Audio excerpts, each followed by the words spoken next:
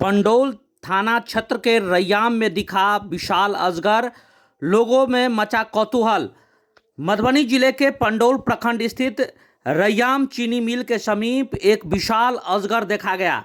यह अजगर चीनी मिल से बगल से सड़क का रास्ता क्रॉस कर रहा था। इसी दरमियान कुछ लोगों ने इसकी मोबाइल से तस्वीर उतार ली।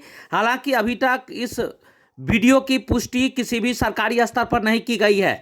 मधुबनी जिले के रैयाम में इस तरह के अजगर मिलने के बाद वन विभाग भी काफ़ी सजग हो गया है। उनका कहना है कि अजगर की प्रजातियां मधुबनी जिले में काफ़ी कम है, कहीं कहीं देखने को मिल रही है। ऐसे में इस विशालकाय अजगर को कैमरे में कैद करने के बाद प्रशासन भी पूरी तरह से अलर्ट मोड में आ गया है। साथ ही आसपास के लोग भी काफ़ी इस बात को लेकर गंभीर हैं। स्थानीय लोगों का कहना है कि अभी तक यहाँ जंगल ही जंगल था।